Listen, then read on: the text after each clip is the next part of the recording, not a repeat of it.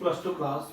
बेटा आज करेंगे हम magnetic field due to a current carrying circular coil at any point on the axis of coil. मैंने क्या पढ़ा था आपको, जैसे कोई भी कॉइल होगी उसके अंदर अगर ऐसे करंट जाने लगे तो ये थंब क्या रिप्रेजेंट करेगा, डायरेक्शन ऑफ द करंट। और जो मैग्नेट की लाइनें ऐसे लाइनें बनेगी पूरी की पूरी कॉइल में। देखो यहाँ भी कहीं भी देख लीजिए, जैसे अंगूठा क्या बताएगा करंट को, और ये फिंगर अंदर जाकर बाहर की तरफ निकलेगी तो क्या बनाएगी, मैग्नेटिक फील्ड बनाएगी। तो ऐसे ही देखो ये कॉइल होगी, इस कॉइल के अंदर ऐसे करंट जाने लग रहे हैं तो पूरी की पूरी कॉइल के अंदर जो करंट जाएगा तो उस कॉइल के कारण हर यहाँ हर पॉइंट के लिए जो ना क्या बनेगी, मैग्नेटिक फील्ड। तो आप मैग्नेटिक फील्ड कहाँ फाइंड आउट करेंगे, ऑन द एक्सिस। जो एक्सिस आपने दे रखा है एक्सिस के ऊपर आपने बतानी है। एक बात आप बताइए, अभी तक जो भी हमने पढ़ा है और मैग्नेटिक फील्ड के लिए हमने क्या कौन सा, जैसे कोई स्टेट है या सर्कुलर है कुछ भी है, बोलो कौन सा लॉ अप्लाई करते हैं आप, dB equal to mu naught upon 4 pi I dl upon r square, और क्या यूज करते हैं, साइन थीटा।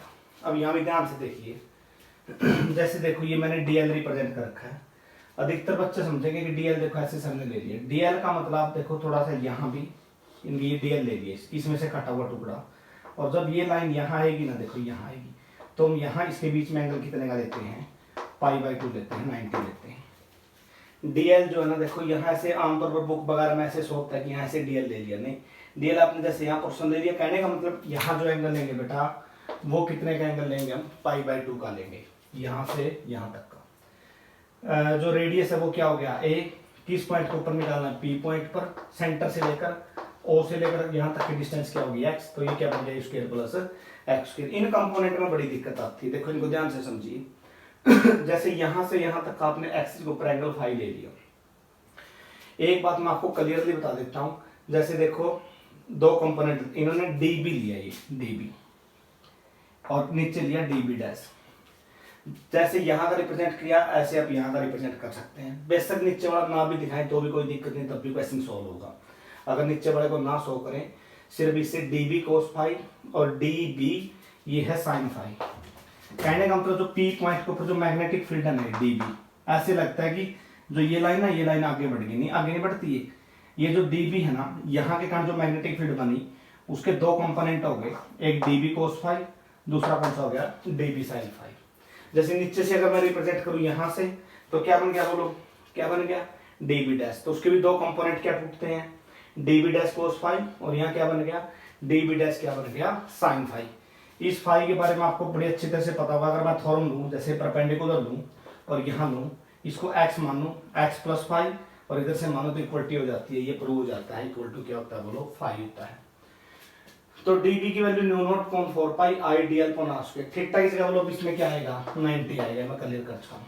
तो sin 90 की वैल्यू क्या होगी, 1। तो dB क्या बच गया, new not 4 pi I dl upon क्या हो गया, r स्क्वायर। देखो आधा पोर्शन बनाएगा, नीचे वाले के कंपोनेंट यहाँ दिखा दिए। बताओ dB cos फाई को dB डैश cos फाई क्या करेगा, कैंसिल करेगा। क्यों, क्योंकि यूनिफॉर्म करंट है, एक जैसा करंट है, जितना ऊपर बनेगा उतना नीचे बनेगा। तो एक बात तो कंफर्म होगी, जो जितने भी cos के कंपोनेंट होंगे ना, उतने ही क्या होंगे नीचे, उतने ही क्या होंगे ऊपर, तो वो एक दूसरे को क्या कर देंगे, कैंसिल आउट कर देंगे। तो कौन से बच गए भाई, dB sin फाई। देखिए जैसे dB डैश sin फाई भी इधर की तरफ है, dB sin फाई भी इधर की तरफ है। अगर और पॉइंट ले लें तो बोलो बहुत सारे कंपोनेंट बोलो इधर की तरफ होंगे। तो जो नेट समेशन होगा, टोटल होगा, वो किसके कारण होगा बेटा, dB किसके कारण होगा, बोलो sin फाई के कारण होगा। समेशन जो नेट बनेगी ना वो साइन के कारण बनेगी। बोलो dB की जगह क्या रखोगे, summation new not 4 pi I dl upon r square, और साथ में क्या आ गया, बोलो sin फाई। आप सबके अमाउंट रखेंगे, देखो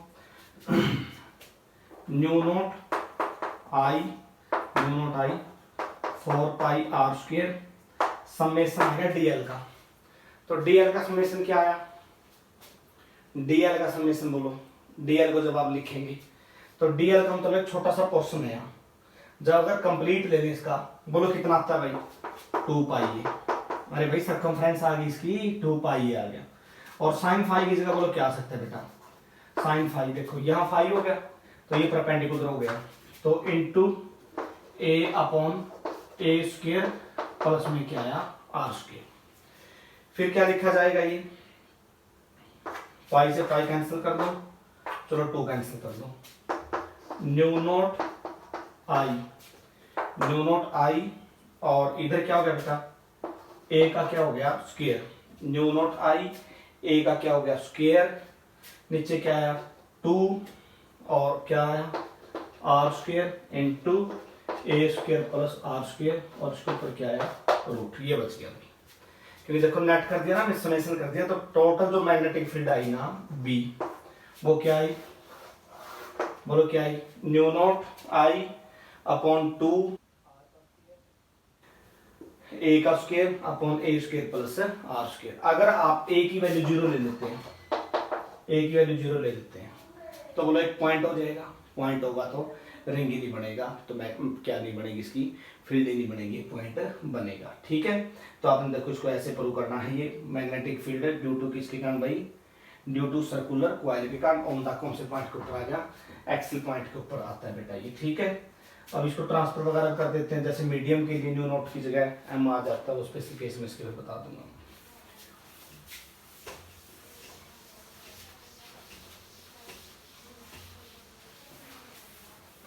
इसी से और थोड़ा सा बताते हैं, देखो force on moving charge placed in magnetic field.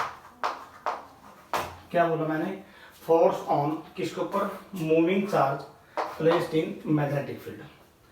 Force बताना आपने किसी भी मूविंग चार्ज के ऊपर, अगर आप उसको प्लेस करते हैं किसके अंदर, मैग्नेटिक फील्ड के अंदर। देखो ऐसे मैग्नेटिक फील्ड अप्लाई कर दिया आपने, ऐसे मैग्नेटिक फील्ड बी से रिप्रेजेंट कर दिया कि मैग्नेटिक फील्ड ऐसे है, रिप्रेजेंटेशन क्या होगी, नॉर्थ होगा, उधर क्या होगा साउथ। यहां आपने पल्स का कोई चार्ज रख दिया, चार्ज पार्टिकल इस फील्ड के अंदर मूव करने लग रहा है।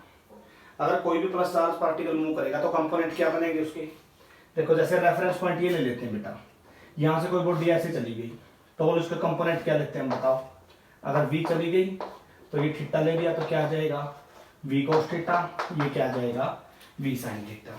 अगर चार्ज पार्टिकल देखो आपने ऐसे रिप्रेजेंट कर दिया तो 2 कंपोनेंट बन गए, ये एंगल थीटा लेकर क्या बन गया, ये तो वी कोस थीटा, दूसरा कंपोनेंट बोलो क्या बन गया वी साइन थीटा।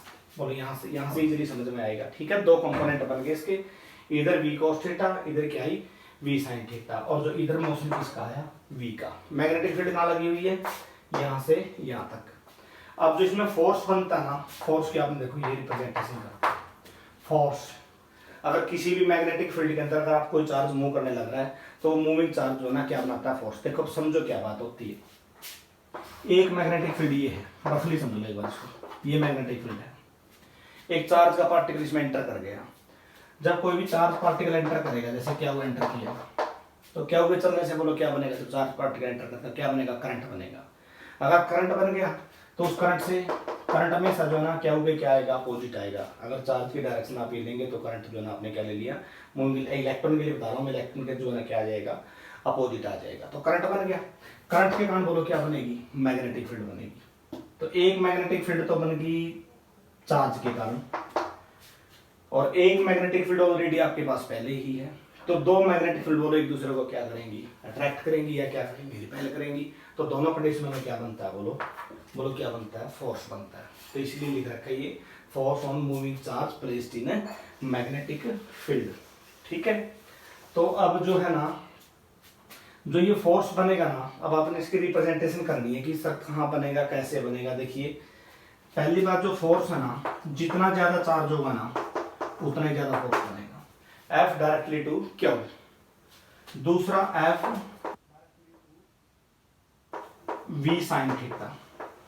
अब कोई बच्चा मेरे से पूछ सकता है सर V cos थीटा आप क्यों नहीं लेते। देखो बेटा B की डायरेक्शन इधर दे रखी है मैंने, ये दे रखी है। अगर मैं इसी के अलोंग V cos थीटा ले लेता हूं तो दोनों एक दूसरे के क्या होगी, मैग्नेट की लाइन में एक मैग्नेट की लाइन होगी और उसी लाइन के साथ साथ दूसरी मैग्नेट की लाइन होगी, तो उनके बीच में जो है दोनों क्या होगी पैरेलल होगी, तो एक दूसरे के ऊपर क्या नहीं लगाएंगी फोर्स लगाएंगी। तो इसलिए जो है ना ये अलोंग हो गया इसके साथ। तीसरा क्या हो गया B, साफ साफ दिखाई देने लग रहा है। जितनी एक मैग्नेटिक फील्ड पहले से स्ट्रॉन्ग जितनी ज्यादा होगी उतना ही फोर्स भी क्या बनेगा, ज्यादा। कंबाइन करना एफ डॉट वी टू क्या, तीन फैक्टर के ऊपर डिपेंड हुआ ना, क्या के ऊपर, बी के ऊपर और वी के ऊपर। जब आप इसको हटाएंगे तो क्या लिखेंगे, K Q B B sine theta. K की वैल्यू क्या रखेंगे आप, 1 रखेंगे कांस्टेंट। तो फिर उसके बाद देखो जो साइन है तो डॉट जाएगा क्रॉस जाएगा, एक बात कन्फर्म है क्रॉस जाएगा, डॉट तो जा ही नहीं सकता। एफ इक्वल टू क्या है बेटा, क्यू बी क्रॉस बी, ये बन गया भाई। अब फोर्स के ऊपर वेक्टर लगा, जो फोर्स बनेगा ना बेटा, फोर्स वेक्टर क्वांटिटी होती है, क्या उसके अंदर होता है v क्रॉस क्या आया b। अब देखिए v अगर i के अलोंग है, i के अलोंग है, i का मतलब x एक्सिस के, अगर b है y के और y का मतलब कौन सा एक्सिस आ गया, j आ गया। अगर v along the x axis है, ये अलोंग द क्या है, y axis, i cross j बोलो क्या हुआ k। तो सीधी साफ सी बात है, फोर्स किसके साथ होगा बेटा, फोर्स किसके साथ होगा, k के साथ। ये x हुआ, ये y हुआ, ये क्या हुआ, z। तो मतलब क्या हो गया, नीचे एक प्लेन बनेगा, जैसे देखो प्लेन है, और उसके ऊपर क्या बनेगा, फोर्स बनेगा। छोटी क्लास में 10वीं क्लास वगैरह में आपके टीचर ने बताया होगा कि यहाँ जो है ना क्या हो गया, देखो यहाँ होता है करंट, ये करंट, ये मैग्नेट। सेम ये देखो जो फिनोमिना जो आप बनाने लग रहे हैं, ये करंट हो गया, ये क्या हो गया मैग्नेट, और ये क्या हो गया फोर्स। इसको आपके टीचर ने क्या नाम दिया था, फ्लेमिंग लेफ्ट हैंड रूल।